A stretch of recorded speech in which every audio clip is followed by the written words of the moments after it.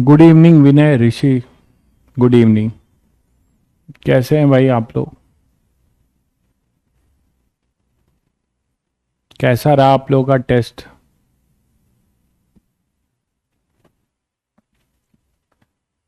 Good evening Raunik, संचिता। बहुत बढ़िया भाई रौनिक, बहुत अच्छा परफॉर्मेंस। ऐसे ही लगे रहो। हौसला बुलंद कर दिया आपने मेरा। और बढ़ाओ इसको। सेंचुरी मार दो एक बार।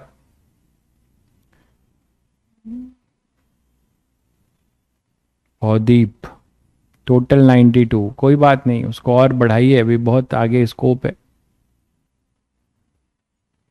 50 नंबर का टारगेट करिए, फिर आगे और 50 का करिए।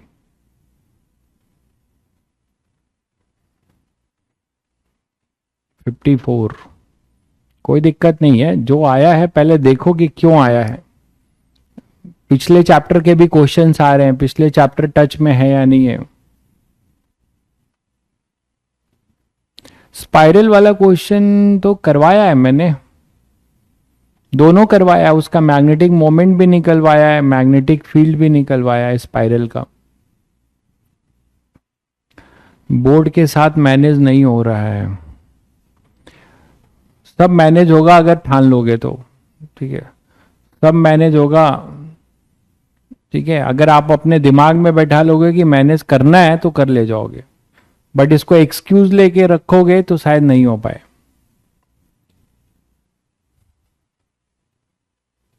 अच्छा, एक्सपोनेंशियल,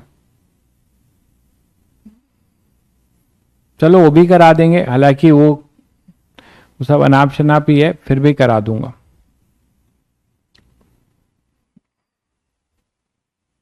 स्पाइरल पाथ, अच्छा ठीक है, वो भी करा दूंगा, बट वो सब अनाप शनाप है। उसको कभी ना आने वाला, मैं आज ही लिख के दे रहा हूं। एडवांस ये सब नहीं पूछता, एडवांस बेसिक चीजों पे ही चीजें पूछता है। स्पाइरल और ये और वो कुछ ना पूछता है सब वो। आप उठा के देख लो, आप उठा के देख लो, आपके पास 20 साल का पीवाईक्यू होगा, आप देख लो कहाँ पे आपसे इस तरीके का अनाप शनाप पूछा है। कुछ नहीं पूछता है। जो इस बात को समझ जाएगा वो बिन कम मेहनत में जेई एडवांस में अच्छी रैंक लाएगा, कि हमें कहाँ तक पढ़ना है और क्या पढ़ना है, यही तो बात है। कराने को मैं करा सकता था उसको, ठीक है, लेकिन मुझे पता है कि वो कितना जरूरी था या नहीं था।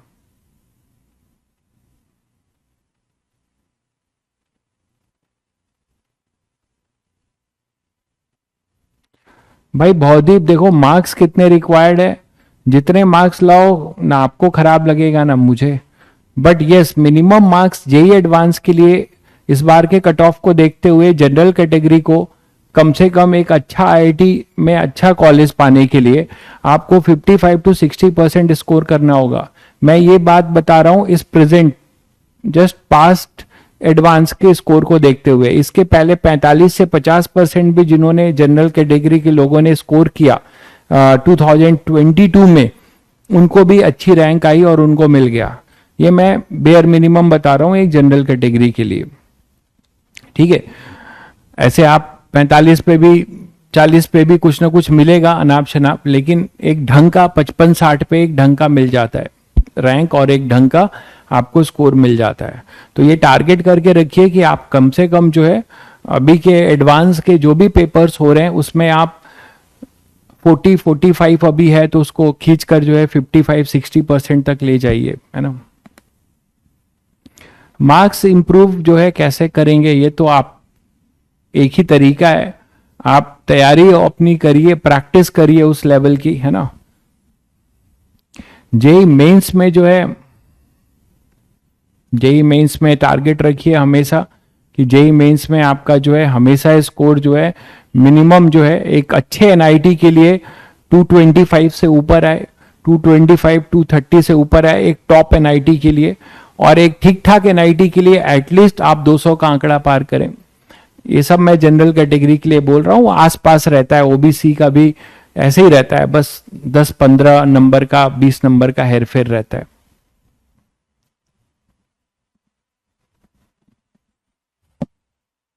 ठीक है। और जेई एडवांस में देखिए बहुत क्लियर कट है, आपके पास समय एकदम कम है। जो बच्चे जेई एडवांस को लगता है कि बिल्कुल भी टैकल नहीं करें, वो जी जान से जेई मेंस के लिए लग जाइए, ठीक है। और जेई मेंस के लिए लगने का बहुत आसान है, जो पढ़ाया जा रहा है यहाँ सब पढ़िए और प्रैक्टिस केवल जेई मेंस का करिए। देखिए आप प्रैक्टिस में आपको बता चुका हूं कि आप डीपीपी सॉल्व करिए, ठीक है, टॉपिक वाइज जा रही है, और पीवाईक्यू सॉल्व कर लीजिए, या आपके पास कोई बुक है उसके easy question, JEE mains level के क्वेश्चंस मैक्सिमम सॉल्व कर लीजिए बस। लेकिन जिन बच्चों को आईटीएन बनना ही है, आईटी एडवांस तक जाना है, उनको जो है सांस रोक कर मेहनत करते रहना पड़ेगा, बहुत दम लगा के, ठीक है, और अपने स्कोर को बढ़ाते रहना पड़ेगा,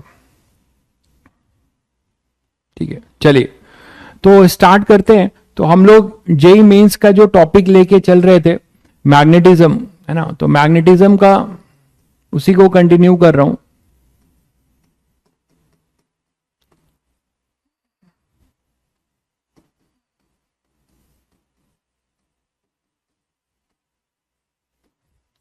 तो मैग्नेटिज्म में हम लोगों ने क्या क्या सीखा था, जस्ट लाइक डाइपोल, डाइपोल की तरह हम लोगों ने सीखा था। यस, पीवाईक्यू सॉल्विंग एनफ है भाई ऋतुराज, कोई दिक्कत नहीं। वो तब एनफ है जब आप अपने से कर रहे हो, यहां की सब कुछ करने के बाद, क्योंकि यहां तो आपको बहुत कुछ पढ़ाया जाएगा।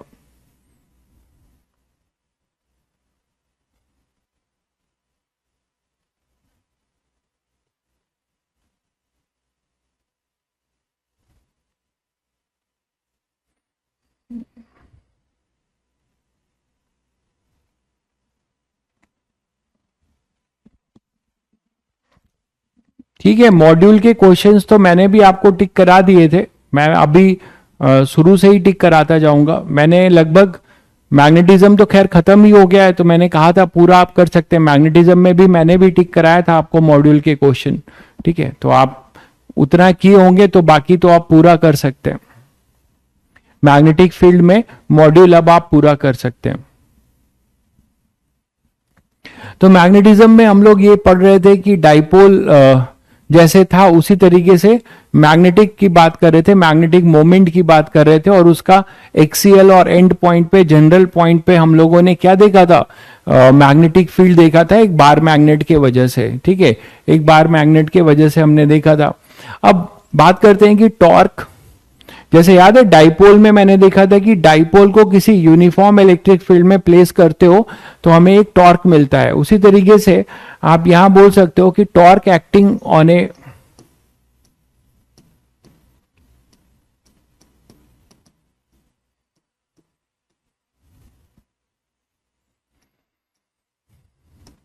Bar magnet placed in a uniform electric magnetic field. तो इसका फॉर्मूला अगर मैं ना भी बताऊं तो सभी बच्चे बता सकते हैं, यूनिफॉर्म मैग्नेटिक फील्ड,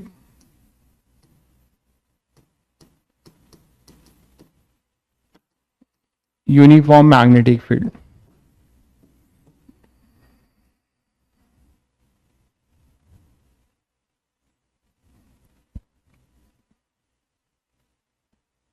ठीक है,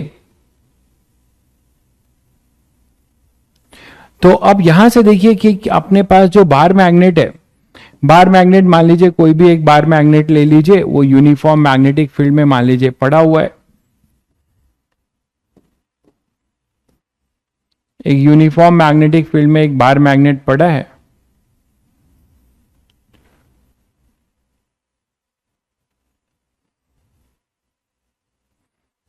और यूनिफॉर्म मैग्नेटिक फील्ड आपकी ऐसी है। ऐसे ही आपने डाइपोल के लिए भी किया था, कुछ अंतर नहीं है, कुछ नयापन नहीं है इसमें बिल्कुल भी। तो ये यूनिफॉर्म एक्सटर्नल मैग्नेटिक फील्ड है बी, ठीक है, और जो अपना मैग्नेटिक मोमेंट है ये अपना मान लो साउथ है, ये अपना नॉर्थ है। तो मैग्नेटिक मोमेंट की डायरेक्शन सभी बच्चों को पता है इधर हो जाएगी, मैग्नेटिक मोमेंट की जो डायरेक्शन होगी वो इधर होगी, है ना, साउथ से नॉर्थ। और नॉर्थ आपको बताया था कैसे देखते हैं आप, प्लस एम, और ये कैसे देखते हैं माइनस एम, जैसे प्लस क्यू चार्ज और माइनस क्यू चार्ज है। अभी स्टार्ट करना अगर आपने नहीं किया है तो आप बेटर है कि आप फ्रेश टॉपिक से स्टार्ट करिए, ठीक है। तो माइनस एम और ये प्लस एम, तो अपने पास ये बी है। तो आप सभी को पता है कि इसके वजह से जो फोर्स लगेगा इस पोल पे, जैसे आप प्लस क्यू पे क्यू ही फोर्स लगाते थे, same direction of magnetic field, और माइनस क्यू पे अपोजिट डायरेक्शन, वैसे यहां पर भी जो फोर्स लगेगा वो अपना कैसा लगेगा। तो अपना फोर्स जो लगेगा वो यहां पर लगेगा एम इंटू बी का, प्लस एम इंटू बी का, और यहां पे लगेगा माइनस एम इंटू बी का। दोनों मिलकर एक टॉर्क देंगे इसको, तो ये हो जाएगा एम इंटू बी। माइनस है तो आउट अपोजिट डायरेक्शन में, ये प्लस है तो इधर मैग्नेटिक स्ट्रेंथ एम इंटू अपने पास बी, तो ये अपने पास लग जाएगा। दोनों के बीच का एंगल मैग्नेटिक मोमेंट, ये जो आपने लिखा है ये बेसिकली क्या है, मैग्नेटिक मोमेंट है, ये एम है, ये अपना एम है। तो एम वेक्टर और बी वेक्टर के बीच का जो एंगल है वो है अपना थीटा। एम वेक्टर और बी वेक्टर के बीच का एंगल है अपना थीटा। तो टॉर्क सभी बच्चे बता सकते हैं बहुत आसानी से। इनके बीच का जो डिस्टेंस है वो 12 अगर आप ले लेते हैं तो वहां से आप ये जो डिस्टेंस है, मैंने 12 जैसे हम लोग ले रहे थे, तो यहां मैं बना दूं अगर, और तो ये अपना जैसे 12 है ना। जो आप फोर्स देख पा रहे हो, दो फोर्स लग रहे हैं एज ए कपल, तो एक कपल ऑफ टॉर्क जनरेट करेंगे इस तरफ और इस तरफ।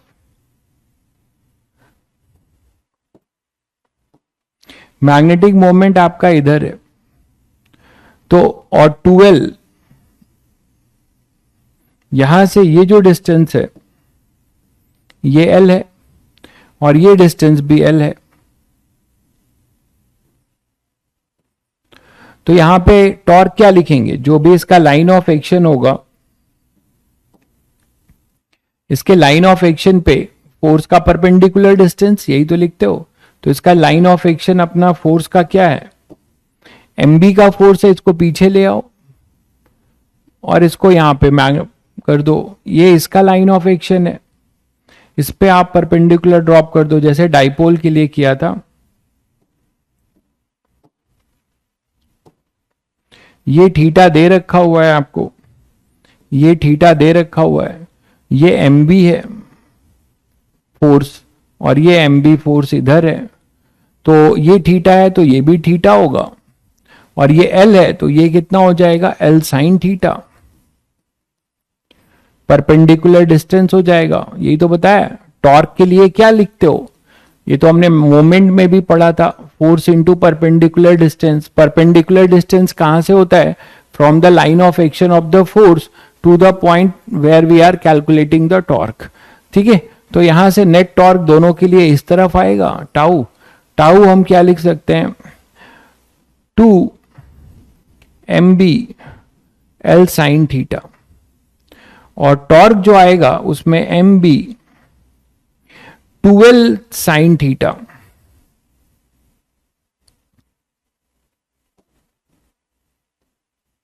स्मॉल m इंटू 12 को एक साथ रखिए इंटू b साइन थीटा, और इसे आप क्या लिख देंगे, मैग्नेटिक मोमेंट, है ना। यही है मैग्नेटिक मोमेंट, m इंटू 12, ये मैग्नेटिक मोमेंट है। तो आप टॉर्क वेक्टर फॉर्म में पहले मैग्नीट्यूड लिख लीजिए, इसको आप मैग्नेटिक मोमेंट m लिख सकते हैं, m b साइन थीटा, जैसे वहां p साइन थीटा था।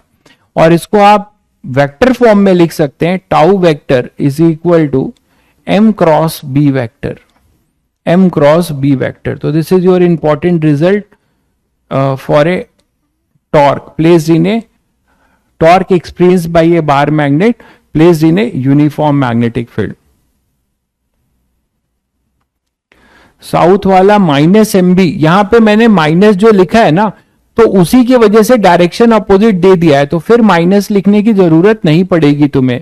तुमने अगर माइनस m के लिए अपोजिट डायरेक्शन में b के अपोजिट फोर्स लिख दिया है, तो एक बार तुमने वो कंसिडर कर लिया है साइन, तो दोबारा यहां माइनस नहीं लिखोगे। क्लियर हो गया होगा। तो दिस इज योर टॉर्क, ठीक है। अब इसमें भी आप देख सकते हो कि हमारा जो बार मैग्नेट है वो स्टेबल इक्विलिब्रियम में होगा कि अनस्टेबल इक्विलिब्रियम में होगा, वो आप बता सकते हो, है ना। जैसे हमारा बार मैग्नेट की पोजीशन ये होती है या बार मैग्नेट की पोजीशन ये होती है, तो यहां से आप बता सकते हो कि हमारा कौन सा स्टेबल इक्विलिब्रियम है और कौन सा अनस्टेबल इक्विलिब्रियम है। ये मैग्नेटिक फील्ड के अलोंग है। मैग्नेटिक मोमेंट जो है अपना वो मैग्नेटिक फील्ड के अलोंग हो जाएगा। ये m है और ये अपना b वेक्टर है। तो ऐसा होने के लिए क्या होगा, ये अपना बार मैग्नेट का ये साउथ होगा और ये अपना नॉर्थ होगा, है ना। तो दोनों पैरेलल होंगे। तो when m is parallel to b, तो आपको यहां पे टॉर्क 0 लगेगा, ये स्टेबल इक्विलिब्रियम की पोजीशन होगी। तो m vector is parallel to b का केस है। टॉर्क यहां पर 0 होगा और ये स्टेबल इक्विलिब्रियम का केस है। आप इसको ऐसे ही छोड़ दोगे तो ये ऐसे ही पड़ा रहेगा, है ना। तो ये आप बोल सकते हो कि स्टेबल इक्विलिब्रियम पोजीशन।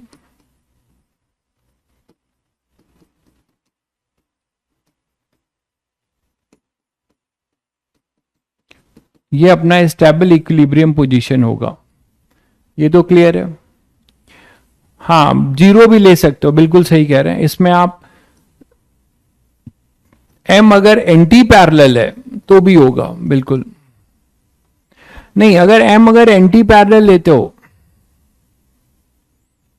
तो मतलब m इधर लेते हो, है ना, तो जब इसको रोटेट करके देखो जरा, थोड़ा सा यहां से डिस्प्लेस करके, क्या उसको रीस्टोरिंग फोर्स मिल रहा है थीटा। जैसे यहां चेक कर लेते हैं। इसके लिए तो हमने देखा कि मान लो इसको यहां रख दोगे तो ये प्लस m और ये माइनस m, ये अपने पास b है। तो आपने इधर घुमाया तो टॉर्क इधर मिल जाएगा mb का, बिल्कुल। लेकिन अगर एंटी क्लॉकवाइज है थीटा, आप क्या कह रहे हो, m के साथ एंटी क्लॉकवाइज, है ना। मतलब इधर मैं साउथ दे दूं, इधर माइनस m दे दूं और इधर प्लस m दे दूं, तो क्या हो जाएगा, देखिए मैग्नेटिक फील्ड का जो फोर्स है इधर लगेगा mb और ये फोर्स आपका इधर लगेगा। तो आप खुद बताइए क्या ये स्टेबल इक्विलिब्रियम होगा। इक्विलिब्रियम तो होगा बट स्टेबल होगा। जैसे ही आपने थीटा ऐसे रोटेट किया, ये उल्टा टॉर्क जो है, टॉर्क भी इधर ही आ रहा है, टॉर्क भी इधर ही होगा, इसीलिए वो स्टेबल इक्विलिब्रियम नहीं होगा। ये सब हम लोगों ने डाइपोल में कर रखा है। तो डोंट से कि थीटा जो है, थीटा 0 पे ही स्टेबल इक्विलिब्रियम होगा, थीटा पाई पे टॉर्क 0 होगा, बट वो इक्विलिब्रियम है, बट वो स्टेबल नहीं, वो अनस्टेबल इक्विलिब्रियम है। देखिए थीटा यहां पर जो है, अगर आपके पास पाई होगा, for theta equal to pi, unstable equilibrium है।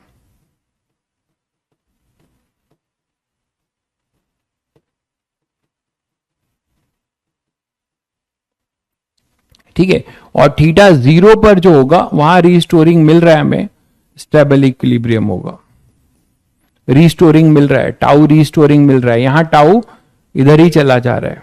ठीक है, ये वो केस है।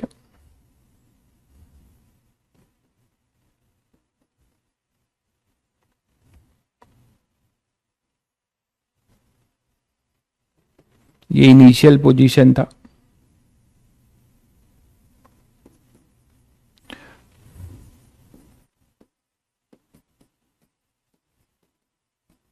ठीक है, तो ये ध्यान रखिएगा, डाउट नहीं होना चाहिए।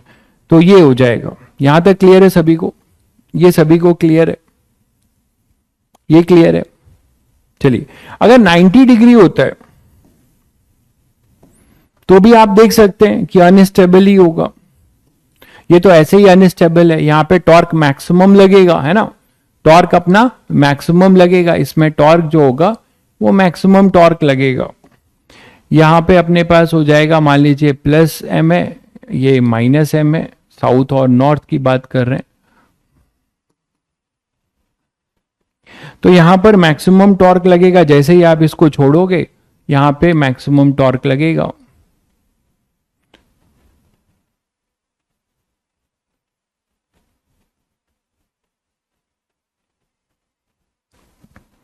ठीक है, तो ये अनस्टेबल इक्विलिब्रियम होगा।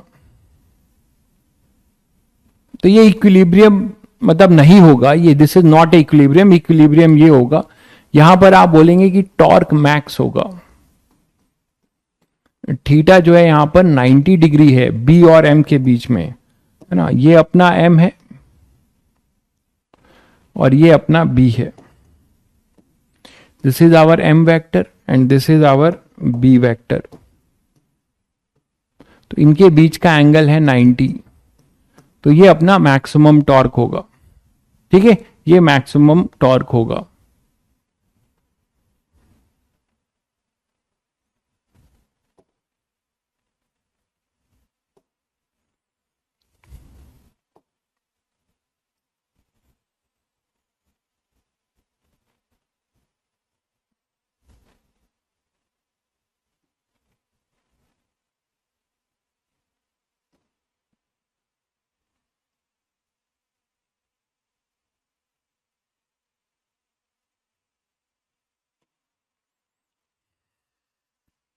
ठीक है, चलिए तो अब ये देखते हैं कि इसके मोशन को जज करते हैं। जैसे ये तो अनस्टेबल इक्विलिब्रियम है, बट ये जो स्टेबल वाला इक्विलिब्रियम है जहां पे तुम्हें रिस्टोरिंग टॉर्क मिल रहा है, वो आप सभी बच्चों को पता है कि अगर स्मॉल एंगल के लिए हम उसे करेंगे, हम अगर स्मॉल एंगल के लिए करेंगे तो वो अपने पास क्या होगा, एसएचएम करेगा। वो अपना क्या, देखिए टॉर्क नेगेटिव पॉजिटिव जो आप पूछ रहे हैं कि टॉर्क नेगेटिव हो सकता है, भाई टॉर्क का नेगेटिव और पॉजिटिव साइन पे डिपेंड करता है। आप इसको जैसे इसका साइन है इधर क्लॉकवाइज घुमा रहे हैं मतलब माइनस के कैप है, ये नेगेटिव है। टॉर्क इधर है मतलब ये प्लस के कैप है, तो ये पॉजिटिव है। इस तरीके से आप टॉर्क को प्लस और माइनस बोलते हैं। ठीक है, क्यों नहीं हो सकता है, वो वेक्टर है। आप कैसा क्वेश्चन पूछ रहे हैं आप खुद सोचिए, आपको खुद ही मतलब गिल्टी फील होगा। अब टॉर्क एक वेक्टर है तो वो पॉजिटिव भी हो सकता है, नेगेटिव भी हो सकता है। ठीक है, क्यों नहीं हो सकता है। आप पूरा इलेक्ट्रो पढ़ चुके हैं तब आप ऐसा पूछ रहे हैं। तो टाउ मैक्स अपने पास ये आ जाएगा और ये अपने पास मैक्सिमम होगा। टाउ मैक्स की वैल्यू जो होगी वो एमबी होगी।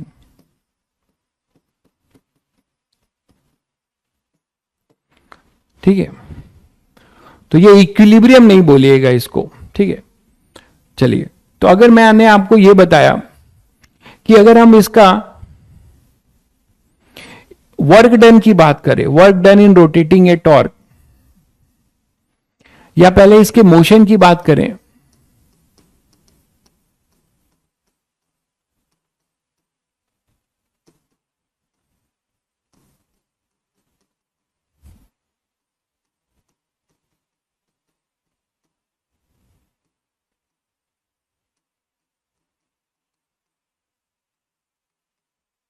तो किसी यूनिफॉर्म मैग्नेटिक फील्ड में अगर आपने बार मैग्नेट को रख दिया है तो उसका motion for a very small angular displacement theta, वो क्या हो जाएगा अपना,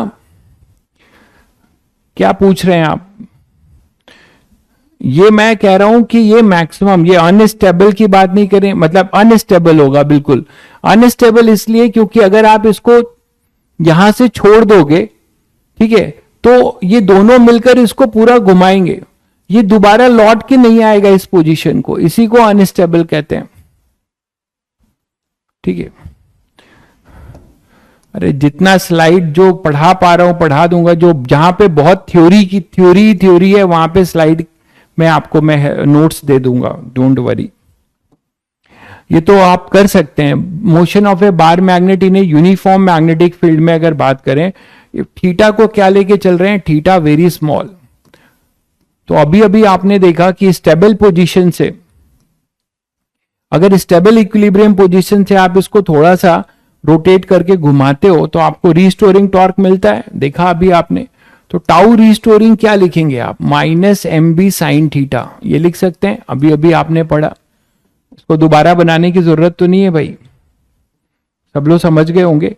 मैं कह रहा हूं कि ये केस लिया था हम लोगों ने स्टेबल इक्विलिब्रियम वाला, थीटा जीरो वाला, वहां से थोड़ा इसको उठाया हमने, है ना, यहां से हमने थोड़ा सा इसको,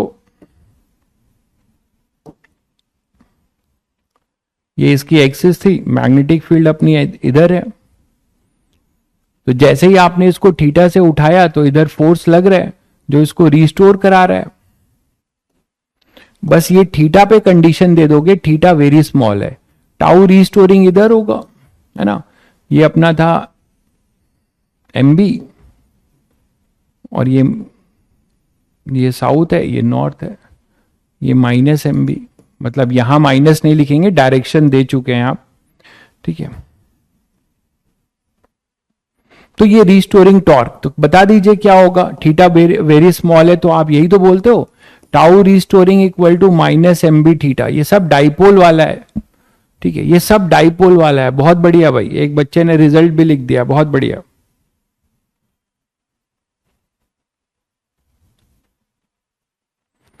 हाँ, इक्विलिब्रियम नहीं है, बिल्कुल नहीं है, मैं इसकी बात कह रहा हूं ना। ये इक्विलिब्रियम कहां है, मैं इन दोनों के लिए डिस्कस किया हूं। These are in stable and unstable equilibrium condition. ये कुछ नहीं है, ये इक्विलिब्रियम कहां है, बस ये अनस्टेबल है, इक्विलिब्रियम नहीं है भाई, this is not a equilibrium. Theta zero and theta pi, अरे भाई इक्विलिब्रियम में सभी बच्चे समझते हैं कि नेट टॉर्क जीरो होना चाहिए। अब उस जीरो टॉर्क से अगर आप उसे रोटेट कर रहे हो तो फिर रीस्टोर कर जाए तो स्टेबल है, नहीं तो अनस्टेबल है। तो अनस्टेबल और स्टेबल की बात यहां आएगी, थीटा जीरो और पाई पे। यहां पे तो कोई इक्विलिब्रियम है ही नहीं, यहां पे नेट टॉर्क आ रहा है, तो this is not a equilibrium, ये नॉट ए इक्विलिब्रियम, ये कोई इक्विलिब्रियम ही नहीं है,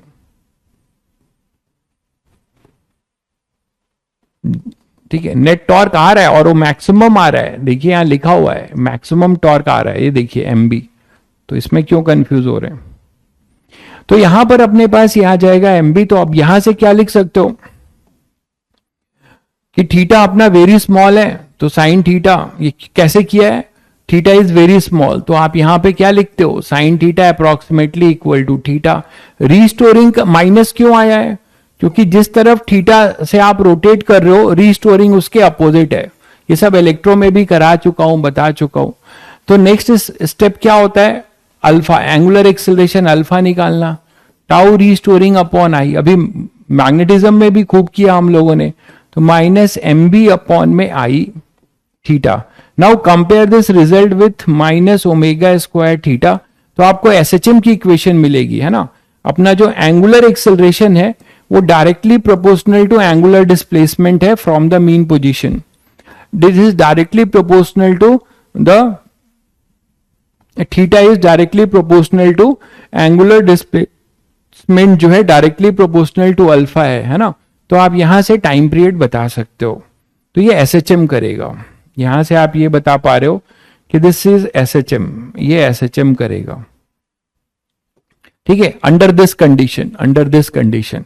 और यहां पे उसका टाइम पीरियड क्या होगा, तो ओमेगा क्या होगा, ओमेगा है अपना एम बी अपॉन आई। आई क्या है सभी को पता है ना, इस एक्सिस के अबाउट वो घूमेगा। कौन सी एक्सिस, कौन सी एक्सिस, जब ये ऐसे घूम रहा होगा तो फिंगर को इधर करोगे, थंब की डायरेक्शन ब्लैक बोर्ड के प्लेन के इनवर्ड जा रही है, ठीक है।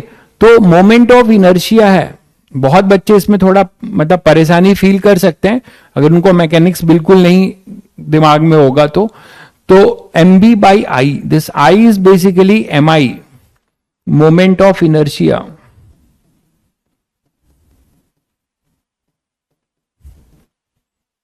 of bar magnet about axis of rotation,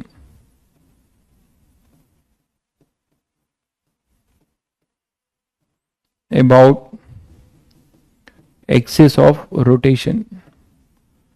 तो ये अपना आई है। तो अब आप टाइम पीरियड निकाल सकते हो सभी बच्चे, यहां से टाइम पीरियड क्या हो जाएगा, 2 pi by omega, that is इसका उल्टा हो जाएगा 2 pi under root I by M B. तो मेंस में कई बार बहुत सारे क्वेश्चन इस फॉर्मूले पे पूछे गए हैं, ठीक है। तो ये जरूर फॉर्मूला याद रखिएगा, T equal to 2 pi under root I by M B. आप ये देख लीजिएगा कि क्या पूछा है, कभी कभी फ्रीक्वेंसी पूछ देता है, तो फ्रीक्वेंसी पूछेगा तो आप इसको 1/t कर दीजिएगा भाई। कभी कभी फ्रीक्वेंसी पूछ देता है, तो फ्रीक्वेंसी पूछेगा तो इतना सभी को पता है कि 1/t करने का है, ठीक है। तो ये कई बार पूछा गया जिसमें आई आपका मोमेंट ऑफ इनर्शिया है। इसी पे कुछ वेरिएशन देखते हैं, उससे पहले आप सभी को पता है कि अगर हम किसी यूनिफॉर्म मैग्नेटिक फील्ड में बार मैग्नेट को रख रहे हैं, तो या तो हम उसे रोटेट करें, तो हम उसे रोटेट करेंगे opposite to the torque due to magnetic field, तो हम सिस्टम के अगेंस्ट रोटेशनल वर्क करेंगे। ठीक है, सिस्टम के अगेंस्ट वर्क करेंगे, तो हमारा जो वर्क है, हमारा जो वर्क होगा सिस्टम के अगेंस्ट रोटेट करने में, वो पोटेंशियल एनर्जी में कन्वर्ट होगा, जैसे डाइपोल में भी हम लोगों ने देखा था। तो यहां पर नेक्स्ट इस पे भी बात कर लेते हैं कि work done in rotating A bar magnet, potential energy सीधे बात करते हैं, potential energy of A bar magnet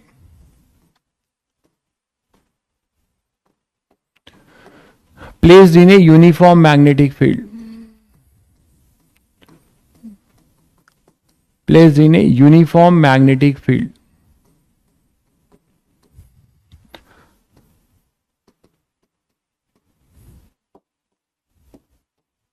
तो देखो पोटेंशियल एनर्जी सभी बच्चे कर सकते हैं, जैसे डाइपोल में देखा था। पोटेंशियल एनर्जी की कहानी शुरू कहां से होती है? बहुत बढ़िया भाई, बहुत बढ़िया ऋषि।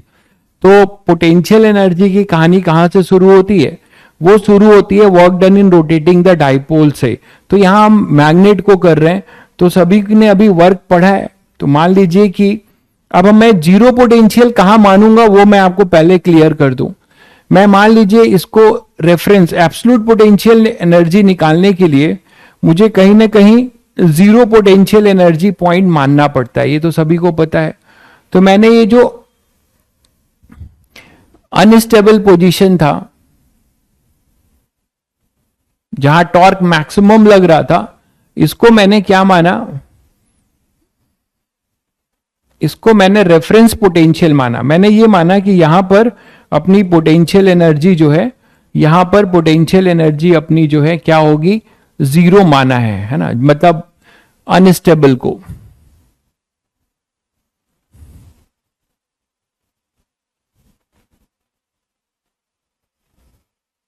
यही बना देना ज्यादा बढ़िया है, नहीं तो आप कुछ बच्चों को लगे ट्रांसलेट कैसे हो गया।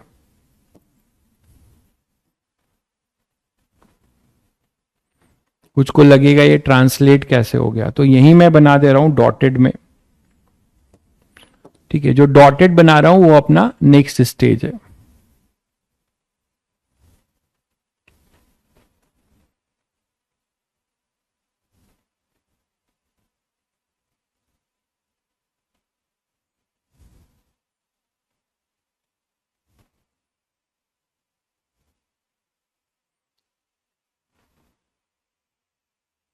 ठीक है,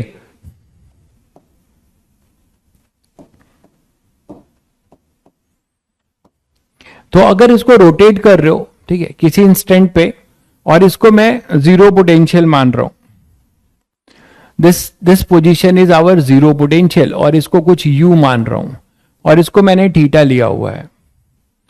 ठीक है, तो आप टॉर्क क्या लिखोगे? इस समय टॉर्क क्या लग रहा है? टाउ हमारे पास क्या होगा? एम बी साइन थीटा, यही लिखते हो।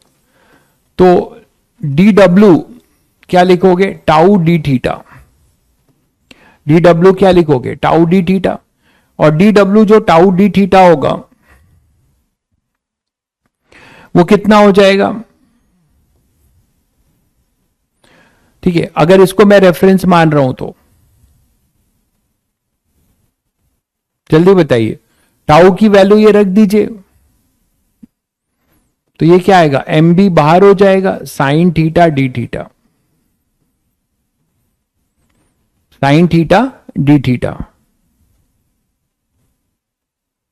एक्सटर्नल एजेंट का अगर आप लिख रहे हैं तो एक्सटर्नल एजेंट का हम लिखेंगे, पहले आप जनरल करना चाह रहे हैं तो थीटा 1 से थीटा 2 कर लीजिए, थीटा 1 से थीटा 2, और 0 से डब्ल्यू एक्सटर्नल। और जो डी डब्ल्यू होता है, डब्ल्यू एक्सटर्नल, वही डी यू होता है, ये तो याद होगा सभी को। इसको आप डी यू भी लिख सकते हैं, इसको आप डी यू भी लिख सकते हैं। फ्रॉम यू थीटा 1 से यू थीटा 2, तो अपने पास आएगा U theta 2 minus U theta 1। Change अगर कभी पूछ लिया जाए तो M B minus M B cos theta 2 minus cos theta 1। ठीक है, आप माइनस यहां एडजस्ट करना चाह रहे हो तो कर दो, final potential energy minus initial, वो आएगा एम बी, ये चेंज आएगा, M B cos theta 1 minus cos theta 2। ठीक है, तो थीटा 1 इसको अगर मैं इनिशियल पोजीशन थीटा 1 को मैं पाई बाई 2 ले रहा हूं और उस समय यू आई को 0 ले रहा हूं, इसी को मैंने 0 माना है, और थीटा 2 को मैं कुछ थीटा ले रहा हूं और यू थीटा को हम यू फाइनल ले रहे हैं, यू थीटा को हम क्या लेके चल रहे हैं, यू फाइनल। तो हमें एब्सोल्यूट मिल जाएगा। ठीक है, वो क्या मिल जाएगा हमारे पास, इसको हमने माना है U at theta, that is ये तो अपना पाई बाई 2 0 होगा माइनस एम बी, और कॉस थीटा 2 को हम थीटा ले रहे हैं कॉस थीटा। तो आपका जाना पहचाना फॉर्मूला मिलता है कि एब्सोल्यूट पोटेंशियल एनर्जी, अगर हमने इसको जो है अनस्टेबल को 0 पोटेंशियल माना है तो ये आएगा माइनस एम डॉट पी, जैसे वहां पी डॉट ई होता था। तो ये सब बहुत इंपॉर्टेंट रिजल्ट है, आपको क्वेश्चन जरूर मिल जाएंगे जेई मेंस में, कहीं ना कहीं पे हर टर्म पे पूछा जाता है। ठीक है, तो पोटेंशियल एनर्जी आप यही फॉर्मूला याद रखिए, बाकी एक 1 माइनस कॉस थीटा वाला भी हो जाएगा अगर आप स्टेबल को, हॉरिजेंटल वाले को अगर आप 0 पोटेंशियल लेंगे तो यहां M B 1 minus cos theta हो जाएगा। तो ये अपने पास आएगा minus M dot B, minus M dot B, ये अपनी पोटेंशियल एनर्जी होगी। कोई भी अगर बार मैग्नेट हमारा कहां पे रखा है, यूनिफॉर्म मैग्नेटिक फील्ड में रखा है, तो उसको रोटेट करने पे उसके अंदर एक पोटेंशियल एनर्जी स्टोर्ड होगी। तो इसी दौरान हम लोगों ने याद करिए क्या देखा था कि दो डाइपोल के बीच का इंटरेक्शन निकाला था, याद है सभी को। माइनस कब हट जाएगा, माइनस अपने आप एडजस्ट होगा, आपको कुछ करना नहीं है, माइनस लेके करिएगा। कभी भी जब आप क्वेश्चन करिएगा तो माइनस लेके करिएगा, बस लिमिट अकॉर्डिंगली डालिएगा, लिमिट अकॉर्डिंगली डालिएगा, वो आपको मिल जाएगा। माइनस अपने इस फॉर्मूले के वजह से जो हम माइनस लिखते हैं, यहां पर हमने जो माइनस कब हट जाएगा मैंने आपको बताया, जब आप उल्टा मानेंगे, जब आप क्या करेंगे, इसको जो है इस वाले पोजीशन में जब आप मानेंगे, इस वाले को आप, इसको जब थीटा 0 है इसको आप स्टेबल मानेंगे, तब आपका माइनस नहीं आएगा, फिर आएगा M B 1 minus cos theta, ये फॉर्मूला आएगा। तो ये बेटर है कि आप डॉट वाला याद रखिए, इससे सारे क्वेश्चंस हो जाते हैं।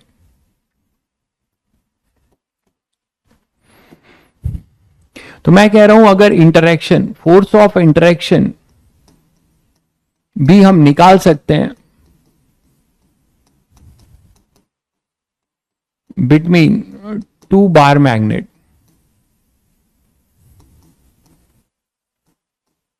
है ना, place at a large distance.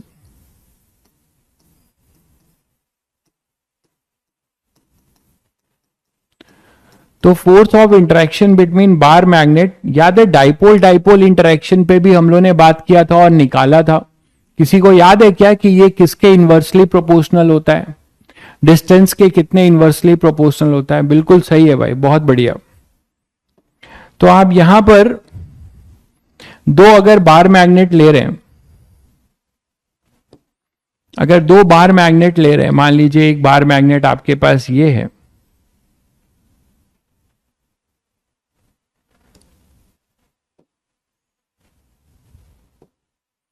ठीक है, तो इस बार मैग्नेट को और एक इसी के जैसा एक बार मैग्नेट है, इसी के जैसा एक बार मैग्नेट है, और उसको मान लीजिए आपने यहां रखा है, बट दोनों के बीच में जो इनका डायमेंशन है उसके रिस्पेक्ट में इसका सेपरेशन बहुत ज्यादा है। ठीक है, ये ध्यान रखिएगा, जो इनका जो लेंथ है उसके रिस्पेक्ट में ये सेपरेशन बहुत ज्यादा है, तो इसीलिए बोला है वेरी लार्ज डिस्टेंस। ये डिस्टेंस अपना r है,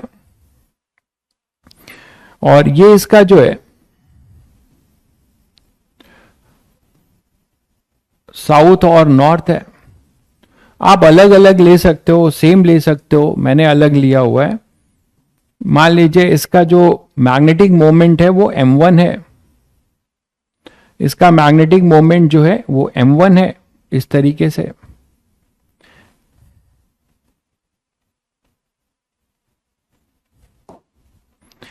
m1 इसका मैग्नेटिक मोमेंट है और इसका मैग्नेटिक मोमेंट जो है वो m2 है।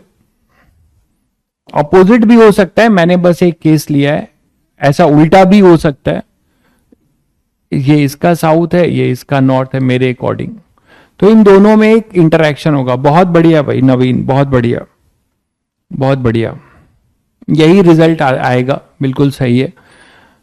तो m1 और ये हो जाएगा m2। तो सभी बच्चों को पता है कि इसके वजह से ये एक तरीके से एक्सियल पॉइंट है। देखिए इस फर्स्ट वाले के लिए ये जो सेकेंड बार मैग्नेट है वो इसके मैग्नेटिक फील्ड में पड़ा है और इसका मैग्नेटिक फील्ड एक्सियल है। इसका मैग्नेटिक फील्ड अपना क्या है, एक्सियल है। और तो यहां पर हम फोर्स निकालें तो हम ये लिख सकते हैं कि इसके वजह से ये है अपना एक तरीके से B1। तो B1 में M2 पड़ा हुआ है ना, B1 में M2 पड़ा हुआ है, बोलो। तो B1 में जब हमारे पास M2 पड़ा हुआ है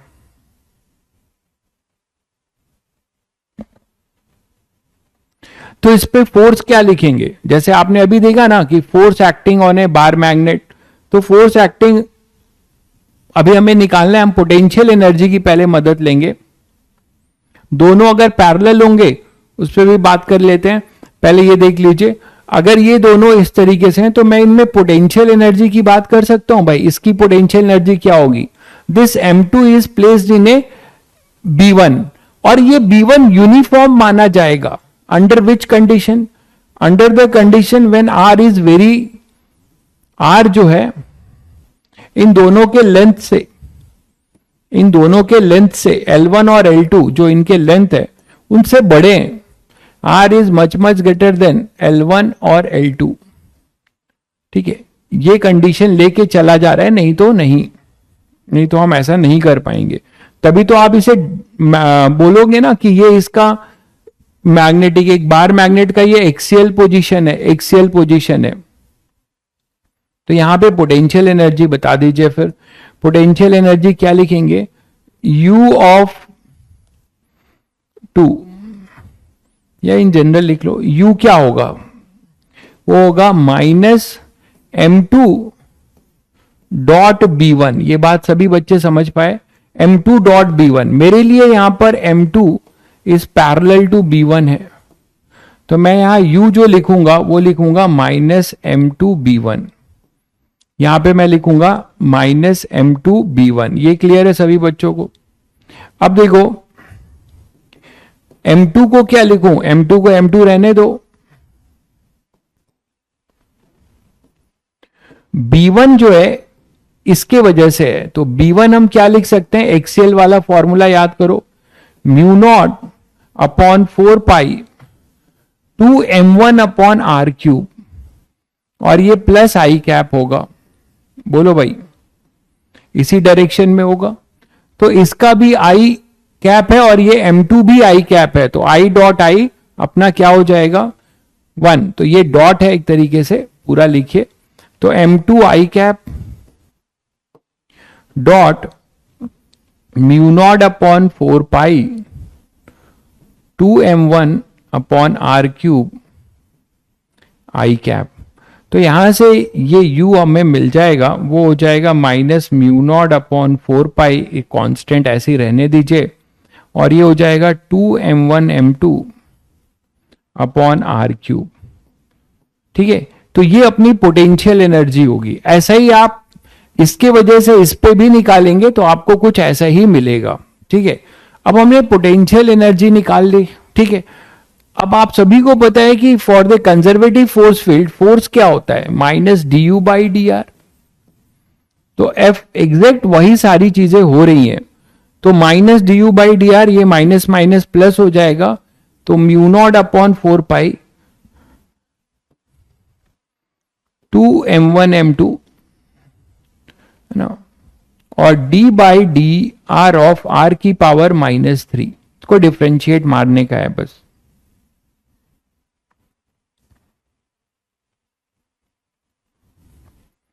तो हमारे पास फोर्स जो आएगा वो आ जाएगा म्यू नॉट अपॉन 4 पाई, ये हो जाएगा -3, है ना, और -6, तो -6 m1 m2 अपॉन में r की पावर 4,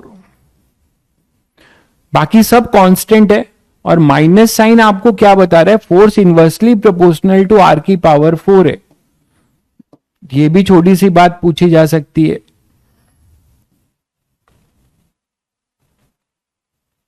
कि मैग्नेट मैग्नेट के बीच का जो है इंटरेक्शन जो होगा वो अपना क्या हो जाएगा, r की पावर 4 के। क्लियर है?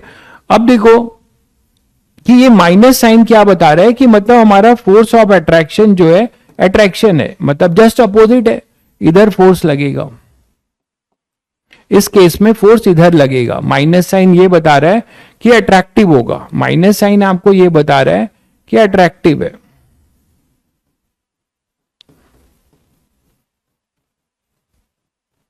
अगर उल्टा रख दूं, इधर नॉर्थ कर दूं इधर साउथ, तो आपको वैल्यू वही मिलेगी, रिपल्सिव मिलेगी।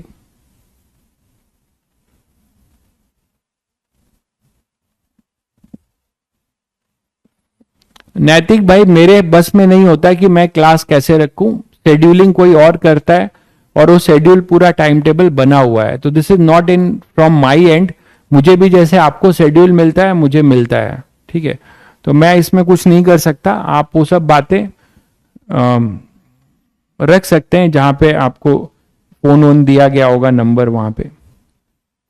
तो ये अपने पास अट्रैक्टिव फोर्स होगा, इससे आप ये बात समझ पा रहे हैं। क्लियर है? अगर ये इधर होगा तो रिपल्सिव होगा। एक बच्चा बोल रहा था कि अगर ये दोनों पैरेलल हो जाएं, तो शायद आई थिंक आप लोग कर सकते हैं, पैरेलल हो जाए तो क्या हो जाए। एक बच्चे ने पूछा था कि सर ये पैरेलल हो जाए, दोनों मतलब बार मैग्नेट मान लो पैरेलल हो जाए, तो अगर ये पैरेलल हो जाएंगे तो क्या हो जाएगा।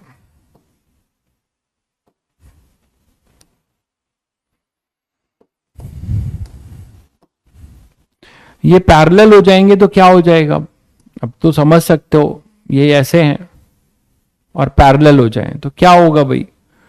पैरेलल में मतलब दोनों पैरेलल करा रहे हो तो थोड़ा अजीब सी क्वेश्चन बनेगा, नहीं, दोनों पैरेलल करा रहे हो तो इसका मैग्नेटिक फील्ड के लिए इक्विटोरियल पोजीशन बनेगा, आप ये बोल सकते हो, और इसके लिए ये इक्विटोरियल होगा अंडर द कंडीशन कि ये भाई बहुत लार्ज डिस्टेंस पे हो, ये डिस्टेंस बहुत लार्ज होना चाहिए, है ना। तो इसके लिए अगर आप ये बोल रहे हो कि ये अपने पास मान लो साउथ है, ये नॉर्थ है, इसका ये साउथ है और ये नॉर्थ है, तो इसके लिए ये कौन सा पोजीशन होगा, इसका देखिए, इसका मैग्नेटिक मोमेंट किधर जा रहा है, इसका मैग्नेटिक मोमेंट इधर ही तो जा रहा है भाई, m1, और इस m1 के लिए मैग्नेटिक फील्ड इक्विटोरियल पोजीशन होगा, और इक्विटोरियल में सभी को पता है कि मैग्नेटिक फील्ड जो है जस्ट इसके क्या होगी, अपोजिट होगी, इधर होगा B1, इधर होगा B1, ये हो जाएगा अपना B1 वेक्टर और ये होगा अपना M1 वेक्टर। इसका M2 वेक्टर इधर होगा भाई, इसका M2 वेक्टर इधर होगा, M2 वेक्टर इसका इधर होगा।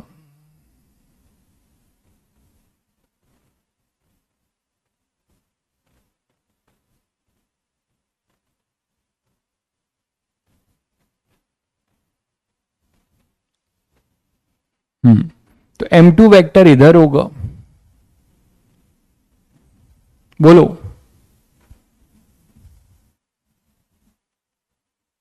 क्लियर है सभी को।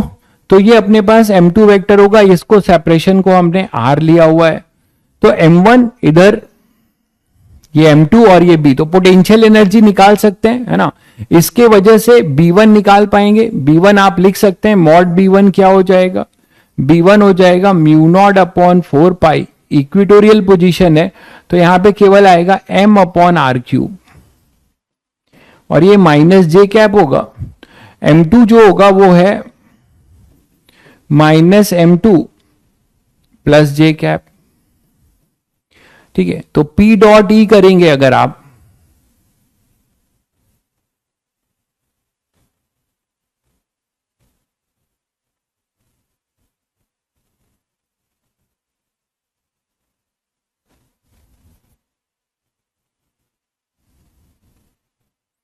तो P dot E, sorry M dot B, तो इसकी पोटेंशियल एनर्जी U जो लिख रहे हैं माइनस M2.B1, तो J डॉट जे ही आएगा,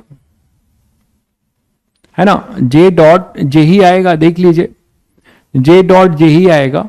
तो यहां पे U जो होगा वो हो जाएगा माइनस M2 मतलब M2 J कैप, और ये माइनस, ये माइनस में है और ये M2 क्या है, प्लस में है ना, ये तो प्लस में है, ये तो प्लस में है। तो यहां पे डॉट करेंगे तो इसका माइनस ये माइनस प्लस दे देगा M2B1, तो पोटेंशियल एनर्जी यहां पर आएगी पॉजिटिव, और वो कितनी आएगी, M2B1 की वैल्यू क्या हो जाएगी, ये जो आपने लिख रखी है mu not upon 4 pi M upon R cube, तो आएगा वही M1 M2 upon 4 pi 1 upon R cube, अब इतना ही आएगा। फोर्स ऑफ इंटरेक्शन चाहते हैं, ठीक है, फोर्स ऑफ इंटरेक्शन चाहते हैं तो F minus D you by D R कर लीजिएगा, और माइनस आएगा शायद या प्लस आएगा तो रिपल्शन होगा, अवे होगा पॉजिटिव साइड में, नेगेटिव आएगा तो इधर होगा, देख लीजिएगा। तो करेंगे तो आपको माइनस ही आएगा ना, -3, ये हो जाएगा अपने पास माइनस आर की पावर -3 और +1, तो -3 mu naught M1 M2 upon 4 pi R की पावर 4। तो ये माइनस साइन आपको यही बता रहा है कि फोर्स अट्रैक्टिव होगा, फोर्स इस पे ऐसे ही लगेगा, अट्रैक्टिव होगा। तो ऐसे भी कर सकते हैं, मुझसे पूछने से पहले अगर आप खुद सोचकर किए होंगे तो आपको ज्यादा मजा आता। रिपल्सिव होगा, माइनस आ रहा है ना, तो माइनस तो नेगेटिव लोगे ना, पॉजिटिव कैसे लोगे, नेगेटिव आ रहा है मतलब इधर ही तो लोगे।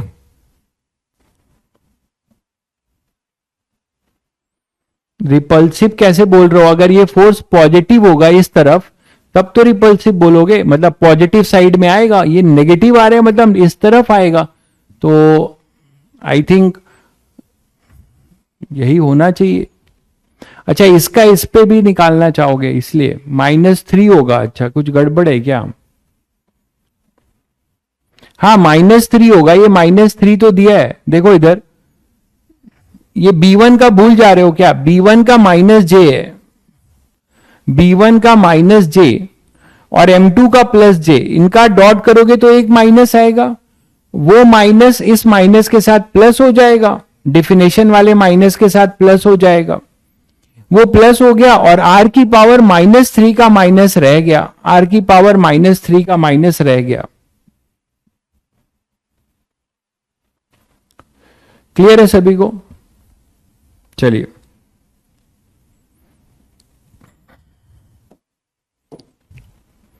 नेक्स्ट बढ़ते हैं आगे। टाइम पीरियड पे ही कुछ वेरिएशन करते हैं जो कई फेमस है, जो डायरेक्ट आए हुए हैं क्वेश्चन। मान लीजिए मैं अगर आपको 2 बार मैग्नेट देता हूं और बोलता हूं कि इन 2 बार मैग्नेट के वजह से, इन 2 बार मैग्नेट को आपने फ्रीली सस्पेंडेड कर रखा है,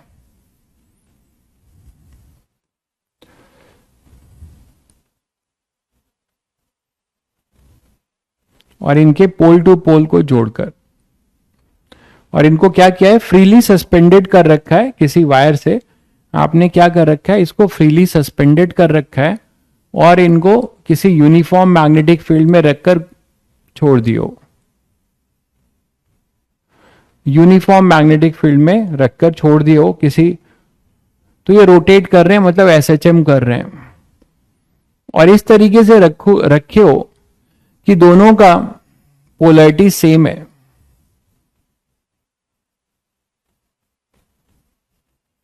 ठीक है, m जो है इनका मैग्नेटिक मोमेंट है, magnetic moment of bar magnet.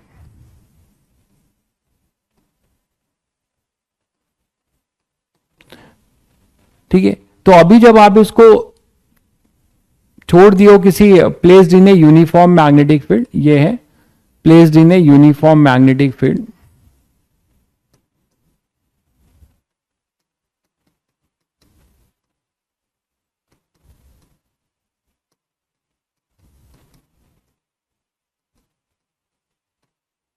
तो यूनिफॉर्म मैग्नेटिक में प्लेस करके ऐसे छोड़ोगे तो ये इस तरीके से क्या करेंगे, इस तरीके से एसएचएम करेंगे।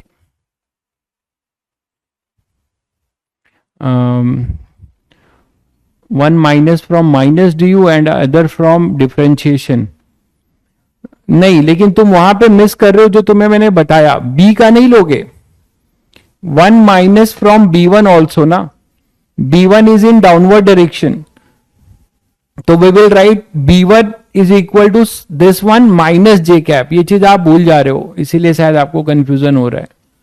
ये बी वन इज नेगेटिव, तो बी वन का नेगेटिव और यू का नेगेटिव, यू का नेगेटिव, ये दोनों मिलके पॉजिटिव हो गए। अच्छा, कॉस पाई है, ओके ओके, हाँ ठीक है। डॉट में यहां पे एक मिस हुआ है, यहां पे माइनस M2B1 मैंने क्या लिखा है, कॉस पाई, ये तो सही है, यहां गड़बड़ हुआ है, एक कॉस पाई आएगा, ठीक है। यहां पर ये हो जाएगा cos pi minus M2B1 cos pi, ठीक है। तो बात तो वही है, B1 वेक्टर रख दो या डॉट लिख दो, वही तो मतलब है यार, वो सही था। ठीक है, तो ये M2B1 होगा, क्योंकि इसका M2 का प्लस जे कैप और B1 का माइनस जे कैप, तो वो माइनस और ये माइनस प्लस हो गया। अब आप डिफरेंशिएशन का एक माइनस आएगा, हाँ डिफरेंशिएशन का हमारे पास एक माइनस आएगा, तो डिफरेंशिएशन का जो माइनस आएगा वो इस माइनस को प्लस कर देगा, ओके। ठीक है, ये माइनस और प्लस डॉट लेंगे,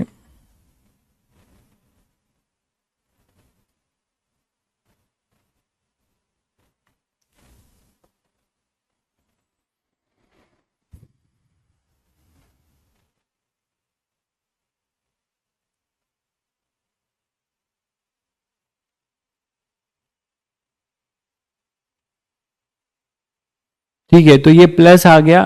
अब हम क्या बोल रहे हैं कि इसको डिफरेंशिएट कर रहे हैं, तो डिफरेंशिएट करेंगे तो माइनस, ये माइनस और इसका माइनस प्लस हो जाएगा, ठीक कह रहे हैं आप, रिपल्सिव होगा, ये प्लस आएगा, ठीक है, रिपल्सिव होगा, एफ इधर होगा, सही कहा आपने, वो माइनस 2 बार होगा। बाकी लोग को नहीं दिख रहा है, किसी ने और ने नहीं बोला,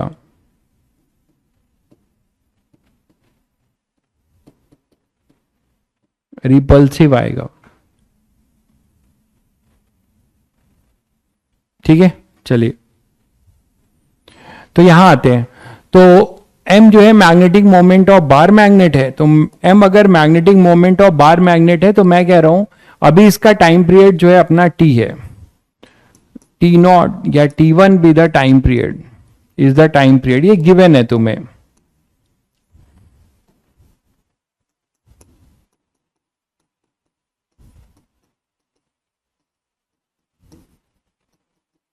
T1 इसका टाइम पीरियड है, ठीक है। अब आप क्या कर रहे हो, नेक्स्ट केस क्या कर रहे हो कि पोलैरिटी अपोजिट कर रहे हो। नेक्स्ट केस है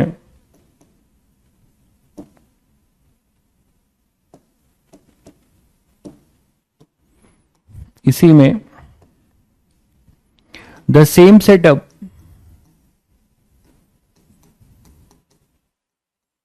is suspended in the same magnetic field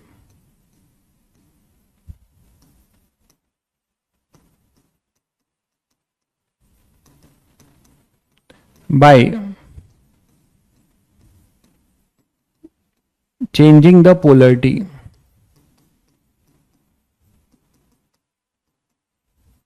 of bar magnet.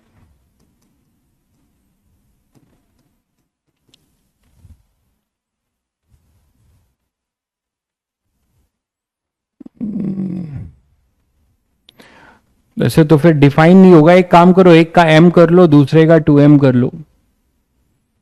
एक का m कर लिया है, देखिएगा इसका m है, इसका 2m है, ठीक है। सेम ले लोगे तो डिफाइन नहीं होगा।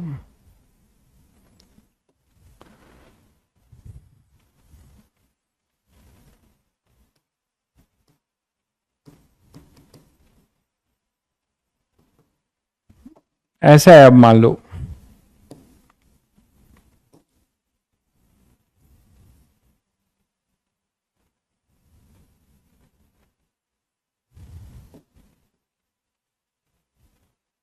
फिर से इसको सस्पेंडेड किए हो, सेम सेटअप को सेम मैग्नेटिक फील्ड में, बट अब पोलैरिटी चेंज कर दियो। कैसे कर दियो देखो,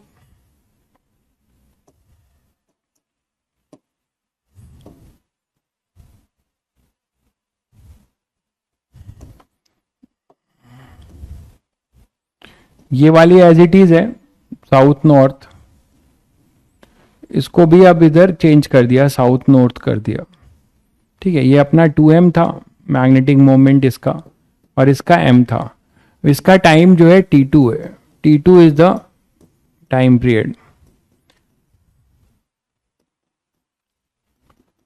ठीक है। तो दोनों का रेशियो टाइम पीरियड का t1 अपॉन t2 फाइंड करना है, t1 अपॉन t2 फाइंड करना है। मैग्नेटिक फील्ड की डायरेक्शन मान लो नहीं भी दिया है तो भी कर ही लोगे। B is the magnetic field है, इसी प्लेन में है, ले लो आप। जरूरी नहीं है कि आपको डायरेक्शन देगा, सेम मैग्नेटिक फील्ड है, इसी प्लेन में है।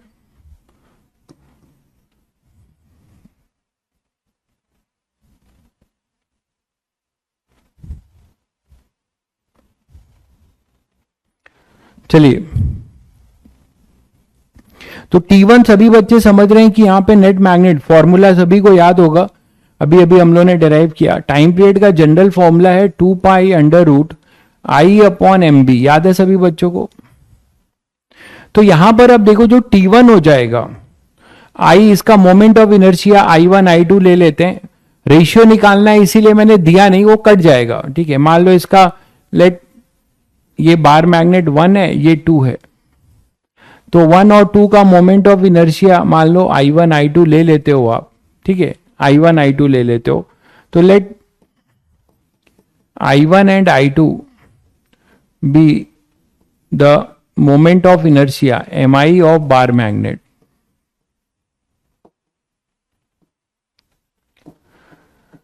ठीक, तो अब बताओ इसका क्या होगा। एक्सिस ऑफ रोटेशन आपकी ये इसके अबाउट ऐसे घूम रहा है, तो दोनों का बार मैग्नेट है, दोनों का total moment of inertia I1 plus I2 हो जाएगा। अब यहां पे जरा नेट मैग्नेटिक मोमेंट देखना, साउथ से नॉर्थ है तो ये 2m इधर होगा, साउथ से नॉर्थ है तो ये m इधर होगा, तो ये दोनों जुड़ने वाले हैं, बस यही आपको ध्यान रखना है। तो m1 जो होगा इस केस में आप लिखेंगे 2 पाई अंडर रूट आई के जगह पे तो I1 प्लस I2, और m के जगह पे ये 3m हो जाएगा। दोनों की डायरेक्शन सेम है ना, 2m आई कैप अपॉन m आई कैप, बिल्कुल सही है आपका आंसर भाई, ठीक है। T1 आ गया। इसी तरीके से T2 सभी बच्चे बता सकते हैं क्या होगा, 2 पाई अंडर रूट। अब यहां देखो क्या होगा, यहां इधर 2m है और इधर अपना साउथ से नॉर्थ है ना, तो साउथ से नॉर्थ m इधर हो जाएगा, कैंसिल आउट कर रहा है, तो बचेगा क्या, m2 कितना हो जाएगा, 2m माइनस m। मैं वेक्टर नहीं लिख रहा हूं क्योंकि डायरेक्टली सेम इस तरीके से है, तो m2 अपना जो हो जाएगा वो m हो जाएगा। अरे शोभित भाई कैसे घूम रहा है, आप इसको अगर अभी अभी तो बताया कि अगर मान लो आप इसको थोड़ा सा ऐसे उठा देते हो, ठीक है, या फिर आप इसको इसी में ऐसे घुमा रहे हो थोड़ा सा परपेंडिकुलर टू प्लेन, ये ऐसा है, इसको आप ऐसे कर दे रहे हो तो फिर से वही फोर्सेज लगेंगे, ऐसे घूमेगा वो, तो इस तरीके से घूमेगा, तो उसमें क्यों परेशान हो। हमें उस पर सोचना ही नहीं है, डायरेक्ट यहाँ पे मैग्नेटिक मोमेंट का बस चक्कर फंसा है थोड़ा सा, बाकी तो मोमेंट ऑफ इनर्शिया तो वही रहेगा I1 + I2, ठीक है। और ये हो जाएगा अपना केवल m, बी भी वही रहेगा। तो बस आपको रेशियो लेके डिवाइड करना था यार, T1/T2 अब आप लिख सकते हो कितना हो जाएगा, ये ऊपर चला जाएगा 1/√3, 1/√3 चेक करिएगा। तो T2 जो होगा वो √3 टाइम्स ऑफ T1 होगा। तो ऐसा क्वेश्चन जेई मेंस में सब एक्सपेक्टेड है ऐसे क्वेश्चंस, ठीक है। तो 1/√3, तो 1/√3 आएगा इसका आंसर, ठीक है। इसी क्वेश्चन को हल्का सा चेंज करूं, देखिए कितने बच्चे कर पा रहे हैं, कि मान लीजिए मैं इन्हीं दो बार मैग्नेट को क्रॉस में लगा दिया इस तरीके से, ये प्लेन पहले बना दूं, बहुत लोगों को प्लेन ही नहीं विजुलाइज होगा फिर, मतलब एक्सजेड प्लेन में है, एक्सजेड प्लेन में है, चलो बना ही देता हूं।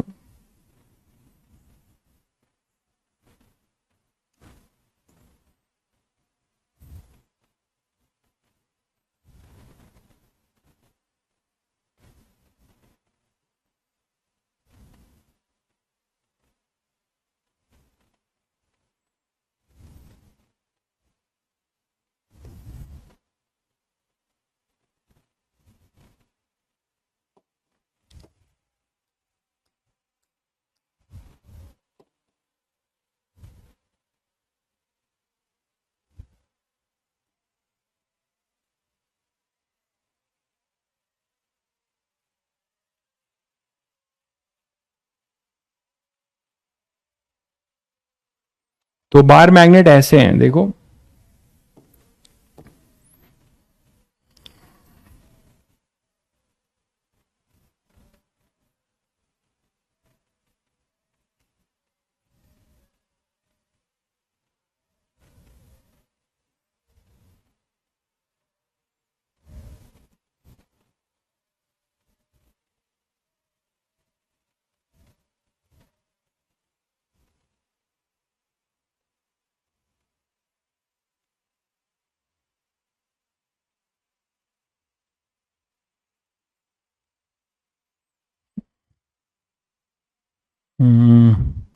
एक इधर है एक इधर, और ये वाई एक्सिस परपेंडिकुलर होना चाहिए, हाँ ठीक है।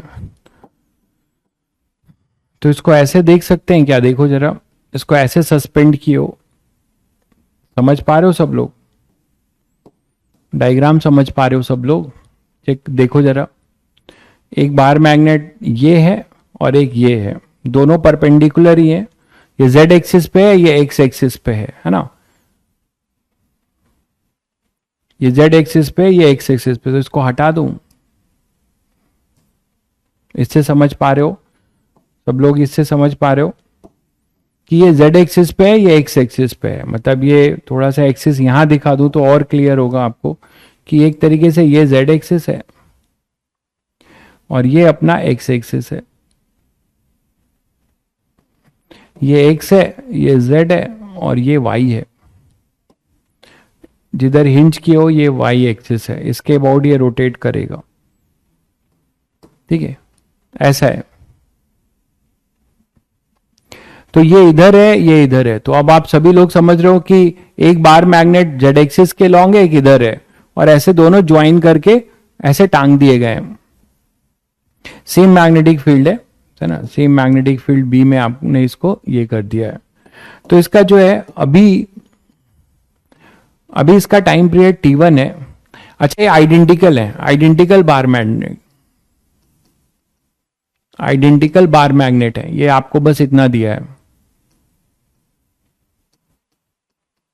ठीक है। इसका टाइम पीरियड अभी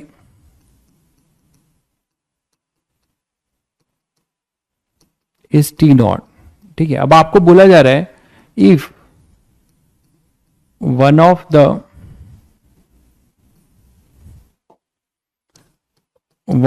bar magnet is removed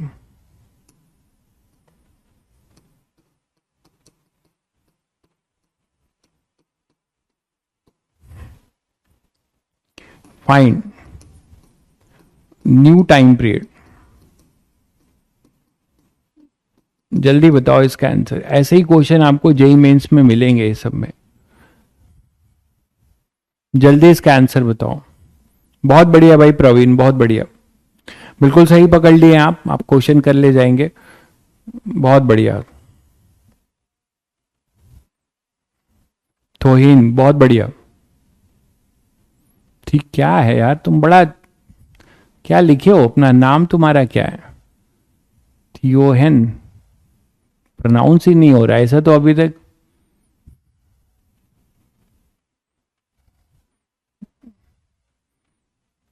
कहां से लाए हो नाम ये अपना? बहुत बढ़िया रोनिक, रूट 2 हो गया। ठीक है, तो सभी बच्चों ने कर ही लिया शायद।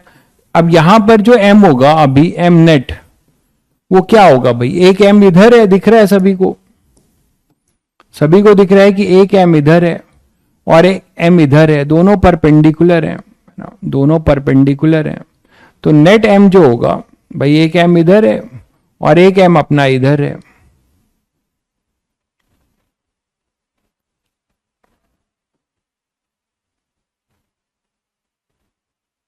यही है ना? तो बस रिजल्टेंट निकालना था आपको।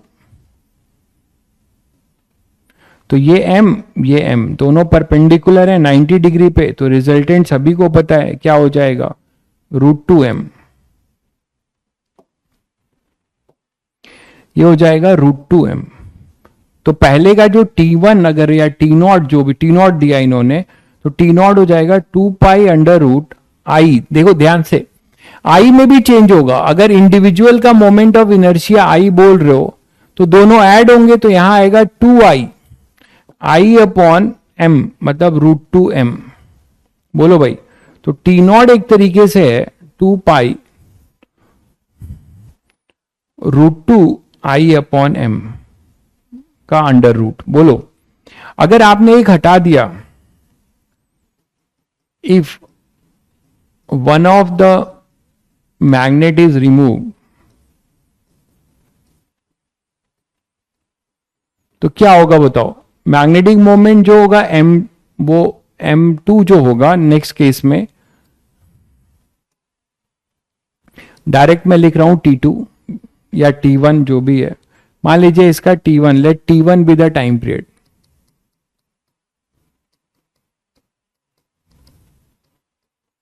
तो T1 मान लेते हैं इसका टाइम पीरियड है। ठीक है, तो T1 जो हो जाएगा वो क्या हो जाएगा, 2π√, अब आई रहेगा, केवल एक बचेगा है ना, और m अपना m रहेगा। b मैंने नहीं लिखा यहां पर, लिख लो, b भी रहेगा। तो यहां पे mb हो जाएगा। दोनों का रेशियो ले लो आप, आपको मिल जाएगा है ना। तो T1/T0 क्या आएगा, सब कट जाएगा और T1/T0 आ जाएगा अपने पास फिर 2⁴ देखिएगा है ना, 2⁴ ये आ रहा है भाई। तुम लोग आंसर क्या आ रहा था? अब सही आ रहा है। बहुत बच्चों ने √2 लिखा था, केवल शुरुआत में जो बच्चे आंसर दिए थे वो √2 लिखे थे। तो 2⁴ मतलब T1 जो होगा वो T0 2 की, जल्दी में देखो 4 नंबर की दुर्घटना हो जाती है। ऐसे ही जल्दी में जो है ऐसे ही 4 नंबर चले जाते हैं तो लोग, ठीक है, जब ऐसे में 4 नंबर चले जाएंगे तो दुनिया ये थोड़े देखेगी तुम्हें सब कुछ आता था, एक स्लाइड मिस्टेक से आपका जो है रैंक इधर से उधर फिसल गया, है कि नहीं। 4 नंबर में अगर आप मान लो पीछे हो, 5000 के इधर हो, तो 4 नंबर में तो 5000 पे हो और 4 नंबर की गलती कर गए, तो मुझे लगता है वो सीधे 7500 जाएगा रैंक, है ना। तो जहां पे एनआईटी त्रिची मिलना था, या मान लो, हालांकि एनआईटी त्रिची तुम 5000 में मिलेगा नहीं जनरल को, तो जहां पे जो मिलना था उससे पीछे मिलेगा। तो ये बात जो है दुनिया नहीं समझेगी, दुनिया को लगेगा तुमने तो कुछ पढ़ाई नहीं करी। या जो तुम्हारे पड़ोसी जो अंकल हैं जो सुबह सुबह आ जाते हैं, एकदम निगाह लगाए बैठे हुए हैं, ठीक है, चाय पीने आएंगे, वो कब आएंगे? आफ्टर फर्स्ट अटेम्प्ट रिजल्ट, चाय पीने आएंगे वो तुम्हारे घर में। चाय पीने तो अभी भी आते होंगे, बट उस दिन जो है स्पेशल आएंगे चाय पीने के बहाने आपका हालचाल जानने। तो उस समय उनको वही दिखेगा रैंक, है ना। उनको ये नहीं दिखेगा कि ये छोटी सी गलती से ये हो गया। तो इसी चीज को आपको कंट्रोल करना है। क्या बात है, एनआईटी क्या होता है, हमें तो आईआईटी पता है। बहुत बढ़िया भाई, बहुत बढ़िया। ऋषि भाई का लेवल हाई है। ऋषि भाई एडवांस में कभी टॉप 10 में ले आओ भी यार नाम अपना, तब तो लगे कि हाँ जो आप कह रहे हो वो सही है।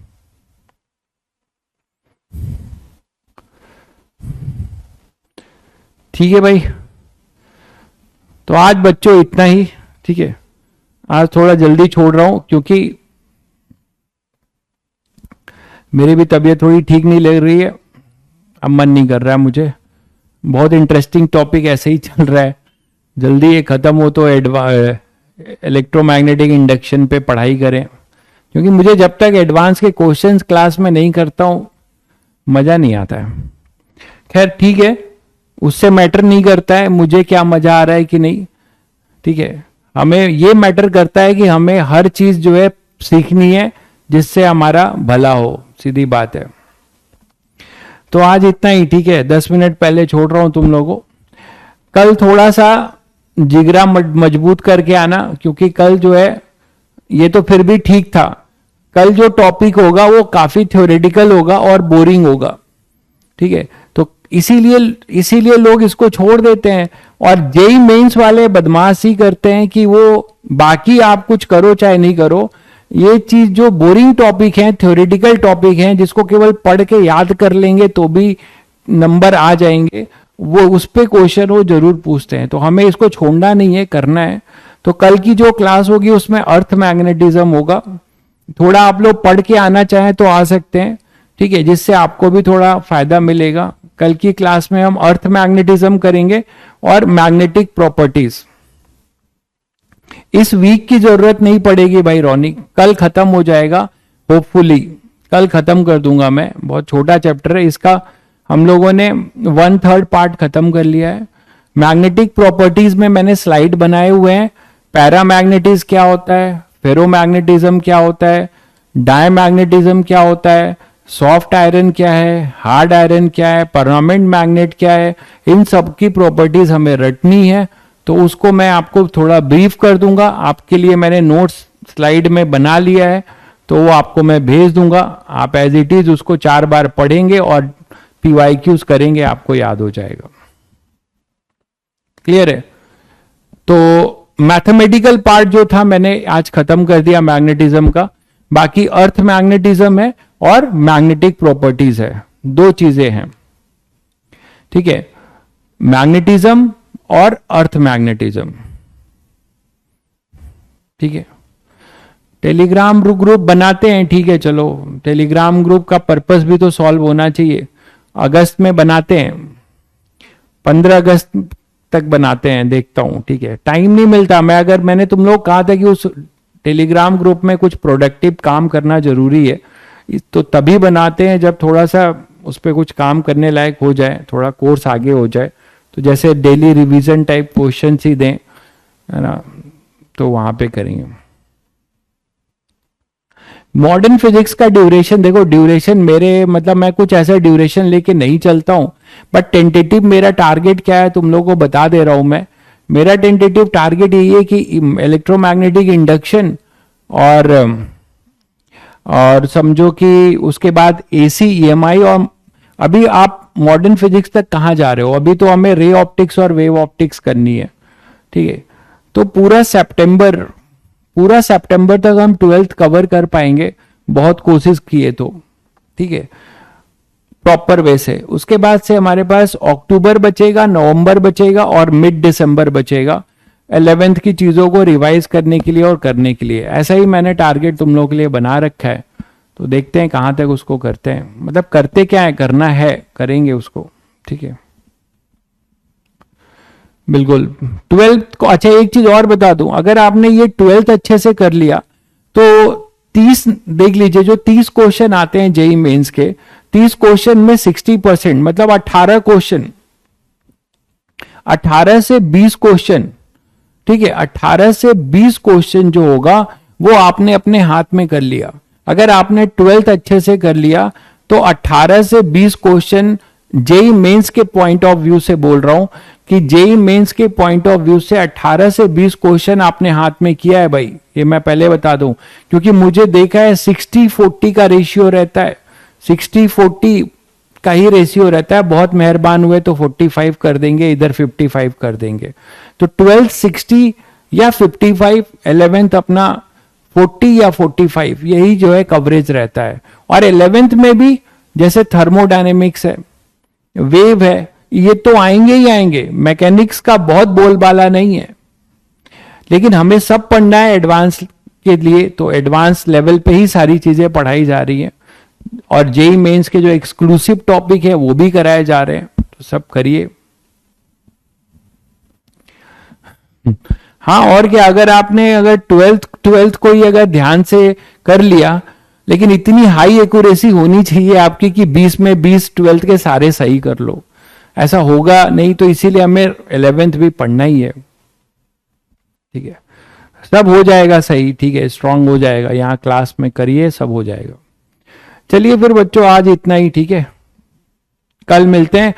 कल थोड़ा सा आप लोग चाहो तो, कोई जरूरी नहीं है, मैं किसी को नहीं बोलता हूं कि पढ़ के आइए, बट आप चाहो तो अपने ट्वेल्थ की बुक से अर्थ मैग्नेटिज्म थोड़ा बहुत देख सकते हो, और मैग्नेटिक प्रॉपर्टीज हल्का फुल्का, ठीक है। चलिए फिर कल मिलते हैं।